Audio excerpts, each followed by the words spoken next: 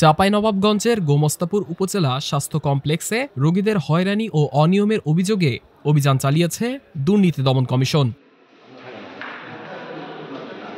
18 August সোমবার সকাল 11টা থেকে দুপুর 2টা পর্যন্ত টানা 3 ঘণ্টা এই অভিযান পরিচালনা করে দুদকের রাজশাহী সমন্বিত জেলা কার্যালয়ের একটি দল। অভিযানকালে রোগীদের খাবার সরবরাহে অনিয়ম এবং অ্যাম্বুলেন্স সেবায় অতিরিক্ত ভাড়া আদায়ের প্রমাণ পায় দুদক। এছাড়া চিকিৎসক সংকটের কারণে রোগীরা ভোগান্তিতে রয়েছেন বলে জানান কর্মকর্তারা। দুদক জানায়, সুনির্দিষ্ট অভিযোগের ভিত্তিতে হাসপাতালে অভিযান পরিচালনা করা হয়েছে।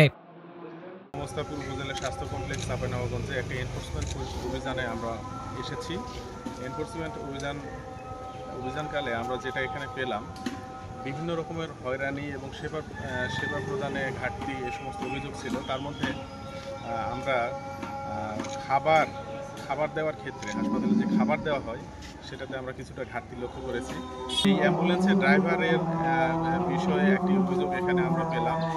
তিনি তার নির্ধারিত ভাড়ার অতিরিক্ত হিসেবে নির্ধারিত ভাড়া 1750 টাকা নেওয়ার কথা, তার অতিরিক্ত হিসেবে কারো কাছে 2000, কারো কাছে আরও বেশি এরকম নিয়েছে, যেটা তিনি বকশিশ হিসেবে বললেও আমরা প্রাথমিকভাবে এটা অতিরিক্ত, অর্থাৎ সরকারের অতিরিক্ত নেওয়া হিসেবে দেখতে পাচ্ছি। অভিযোগের বিষয়ে উপজেলা স্বাস্থ্য ও পরিবার পরিকল্পনা কর্মকর্তা ডাক্তার মোহাম্মদ আব্দুল হামিদ বলেন, এক্স-রে, আল্ট্রামেশিন ও অ্যাম্বুলেন্স নষ্ট হয়ে গেছে। কাহারা অভিযোগ করছে ডাক্তার সংকট, এক্স-রে মেশিন নষ্ট, আল্ট্রাসাউন্ড মেশিন নষ্ট, ইসিজি মেশিন নষ্ট, অ্যাম্বুলেন্স নষ্ট।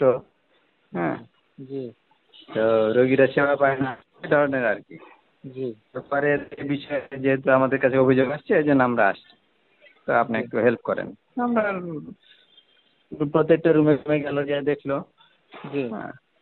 দেখলো যে এক্স-রে মেশিন আসে, মানে এটা অকেজ ঘোষণা করা আছে আগে থেকেই।